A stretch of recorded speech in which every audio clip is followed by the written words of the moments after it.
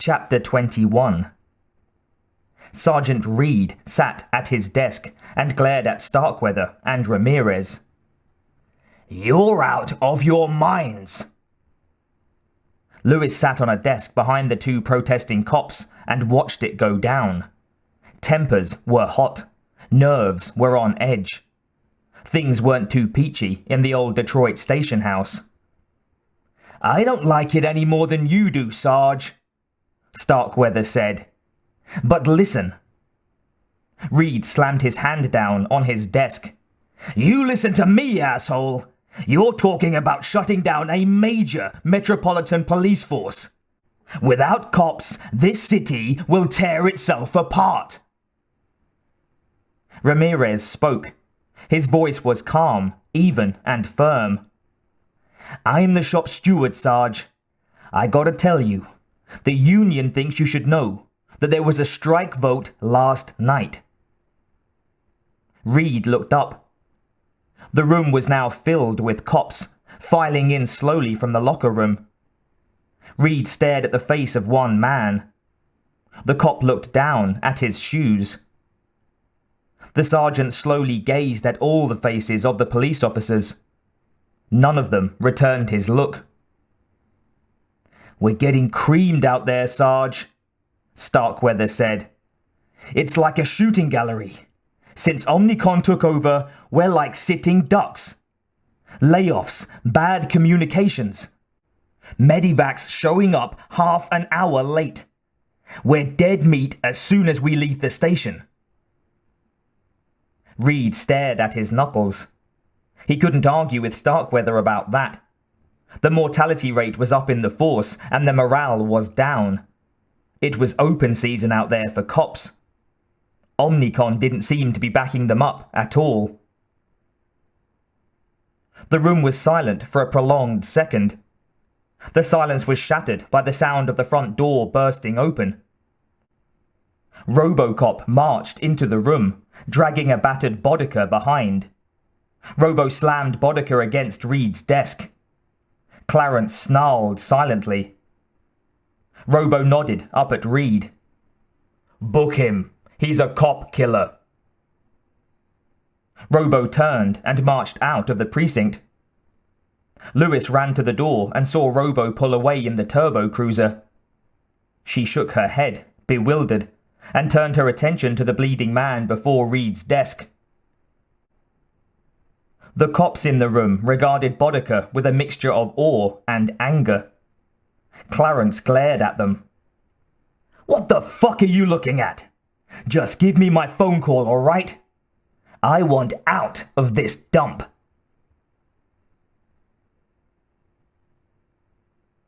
In the turbo cruiser, Robo headed out of old Detroit and guided the car into the modern section of town. Over the swirling streets before him, he superimposed his playback mode. He saw Clarence's triumphant face over and over as he declared, "I work for Dick Jones, the big poobah at OCP. You can call him. I have his card. Wise up, trash can. Jones is the number 2 guy at Omnicon." With Clarence's voice echoing in his brain, the thug's face appearing on a never-ending memory loop before his eyes, Robo pressed down on the accelerator. Hard.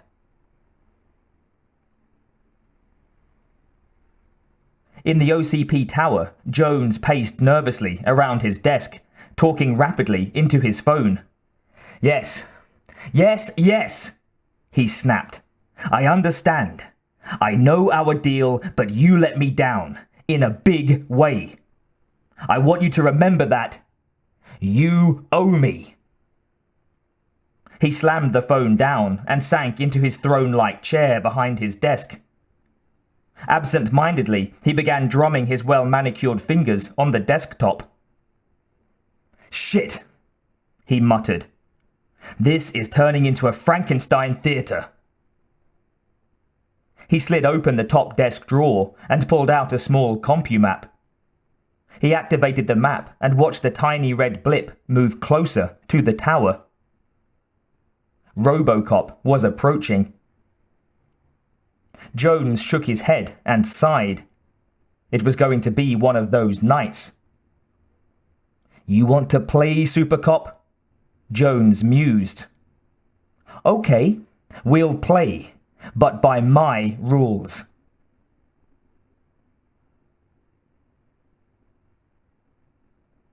Outside the tower, the turbocruiser fishtailed to a halt. Robo stepped out of the car, slammed the door, and marched towards the front entrance. He entered the two large glass doors, pushed his way past a gaggle of tired executives, and strode towards the elevator. He stood stiffly at the elevator bay. He pushed the button. After a minute, the glass elevator descended, filled with startled clerks and secretaries. They skittered nervously around the charred Titan as he stepped into the elevator. He slammed his finger onto the square button for the 112th floor, nearly sending it through the elevator wall. The lift rumbled to a stop on the 112th level.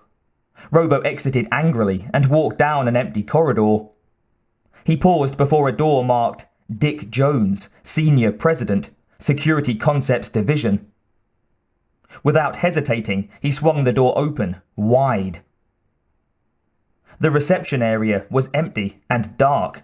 Light shone from under an adjacent door marked Private. Robo opened the door and entered the room. A lone desk lamp illuminated the room. Dick Jones was sitting behind his desk, staring out at the lights of the city far below. A drink was in his hand. "Come in, officer," he smiled. "You know, I don't usually see anyone without an appointment, but in your case, I'll make an exception."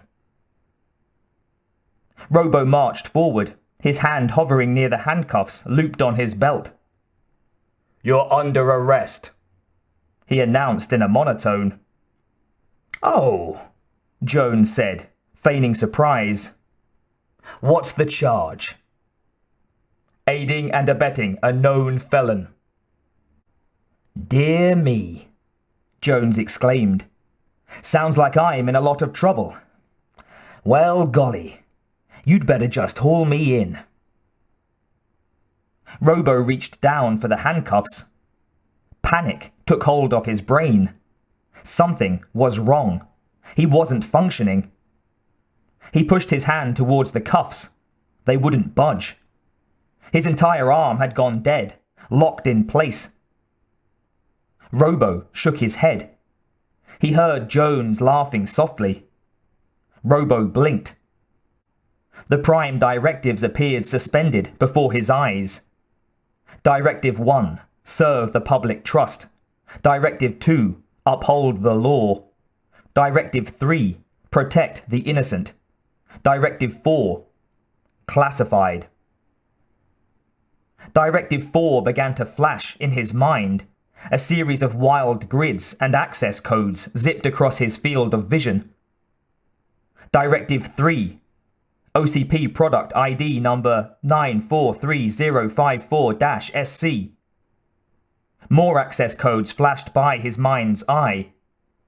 Soon, the fourth directive was revealed. Directive 4. An OCP product shall not act against OCP's best interests. An OCP product shall not act against any senior OCP official. An OCP product shall not act against OCP's best interests. Robo felt his knees buckle. His senses were swimming. His arms went limp. He struggled to maintain his balance. It was useless. He was slowly being drained of all his power. "Why, what's the matter, officer?" Jones asked sweetly. Robo remained on his feet, watching the room spin around him. Jones took a sip of his drink. "I'll tell you what's the matter, son. It's a little insurance policy called Directive 4. My little contribution to your psychological profile. Any attempt to arrest a senior officer of OCP results in a shutdown." "Aww." Directive 4 continued to bore itself into Robo's brain as, system by system, he began to shut down. An avalanche of warning lights swam by his eyes. Data whizzed through his fading memory, wild and out of control. Robo slowly drifted down onto his knees. He was losing his sight. There was a video breakdown in his lenses. The room was crackling with horizontal and vertical lines. Jones moved from behind his desk and stared down at the quivering android. "What did you think, twerp? Did you think you were an ordinary policeman? Just one of the guys? You're our product. We own your ass, batteries included. We can't very well have our own products turning against us, can we?" Summoning up every ounce of willpower he had left in his shell, Robo groped for his gun, resembling a drunken soldier on leave. He pulled it clear from his holster. Then he lost the use of his fingers. He dropped it. Jones was amused. "Ah, there's still a little fight left in you. Maybe it's about time you met a very good friend of mine." Jones walked over to his desk and punched 4 console buttons. The lights in the room came on. A wall panel behind Jones opened. The gargantuan form of Ed 209 appeared. The towering fighting machine cocked both of its arms into firing position. Jones patted Ed on the knee. "This is my buddy Ed. He doesn't like strangers." Ed lumbered around the desk and headed towards Robo. Jones sat on the edge of his desk. "I had to kill Bob Morton because he made a mistake. You. Now, I think it's about time I erased the mistake. Ed, baby, say the words I want to hear." Jones raised his drink to his lips as Ed 209 focused its attention on Robo's shaking shell. "You are trespassing on private property." Robo barely heard the words of the lumbering killing machine. Ed's cannon volley hit Robo straight in the chest. The concussion blew Robo back towards the door marked private. The door splintered on impact, and Robo found himself fumbling, tumbling limply through the reception area.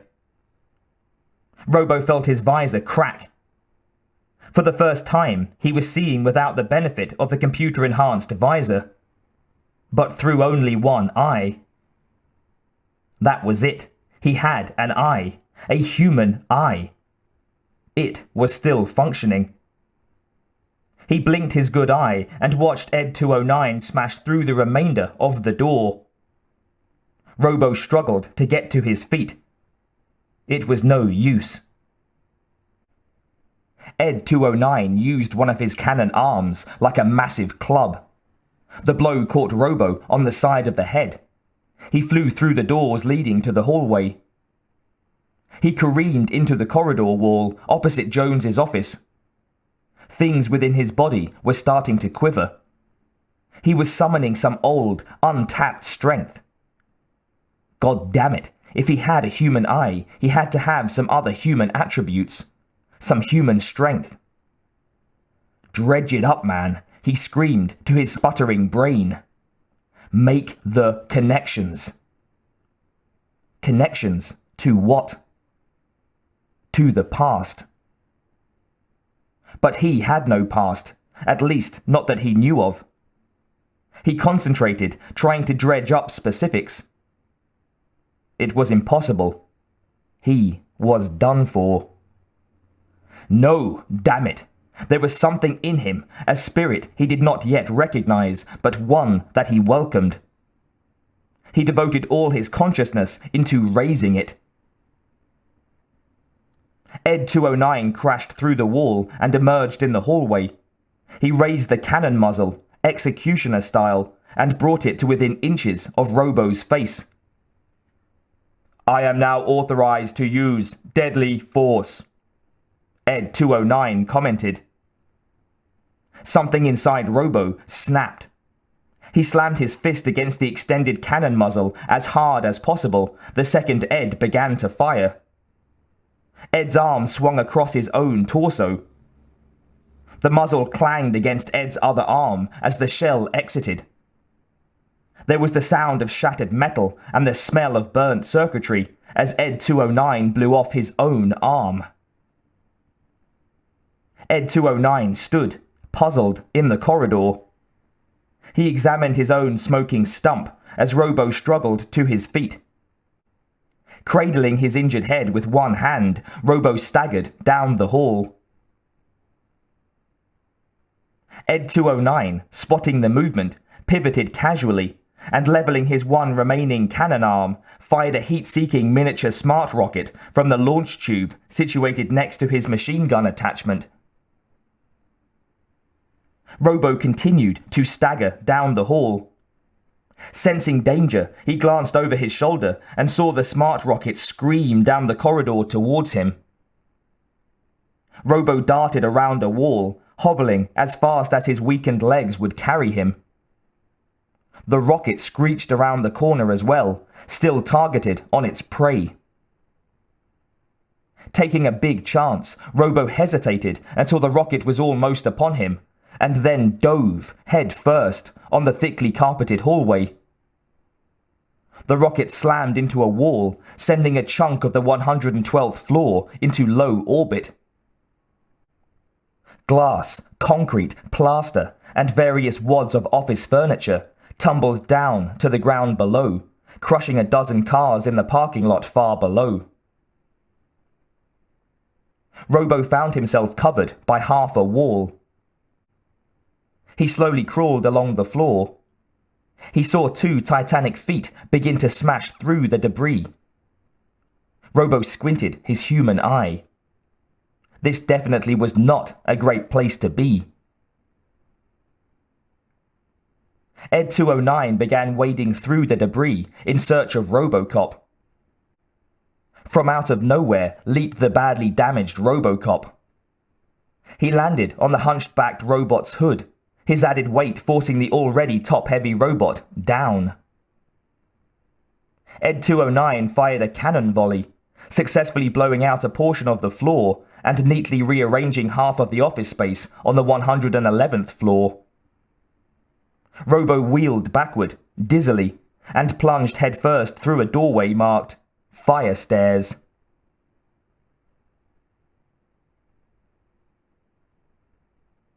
In his office, suspecting the worst, Jones barked orders into his phone. "Just get Lieutenant Hedgecock down here. There's trouble at the tower.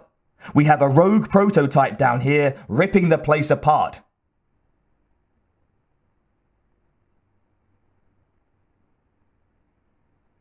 Robo staggered down the stairway, his body leaking precious fluids.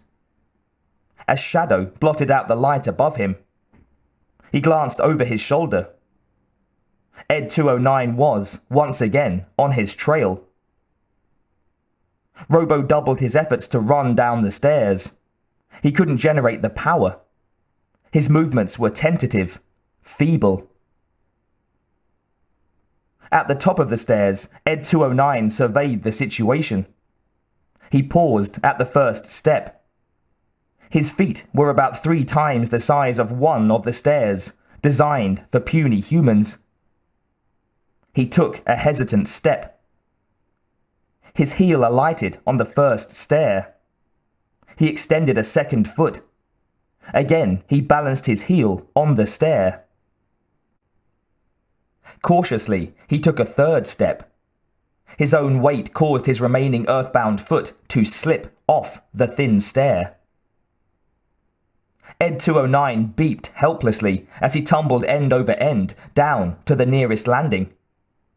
The force of his momentum sent him smashing through the guardrail and down the next flight of stairs and the next.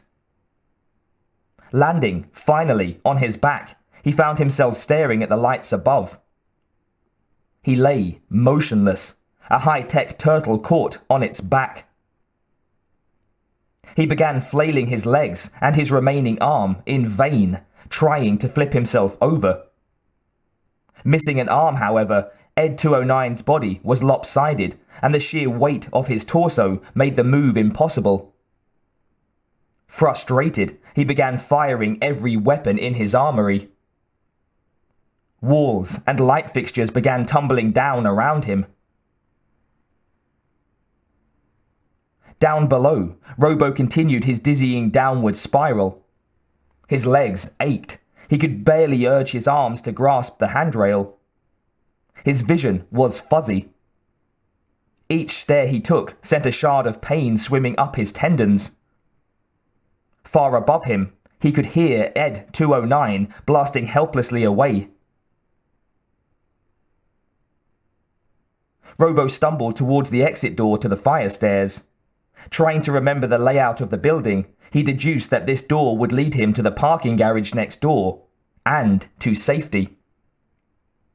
He was right, and he was wrong. Stumbling through the door, he was bathed in the unblinking white glare of 10 massive spotlights. Robo squinted into the blinding glow, shielding his eyes with a tattered hand. Before him, a line of turbo cruisers stood, bumper to bumper. Lieutenant Hedgecock and his SWAT team, as well as a half-dozen police officers from the old Detroit precinct, were hunkered down behind the cars, guns drawn. Robo stared into the crowd, confused. He heard weapons being cocked in the distance. Lieutenant Hedgecock addressed his men using a bullhorn. "Prepare to fire!" Behind the line, Officers Starkweather and Ramirez exchanged startled glances. "Hey, wait a minute! What is this shit?" Starkweather asked. Hedgecock shrugged. "We have our orders." "Yeah? Well, who gave those orders?" "Mr. Jones." "Fuck Jones and fuck OCP!" Starkweather yelled, pointing at Robo. "He's a cop, for Christ's sake! A fucking good cop!" "We have orders to destroy it," Hedgecock growled. Starkweather stood, slid his gun into his holster, and turned his back on the SWAT team. "Perch and rotate, slime mold," he muttered.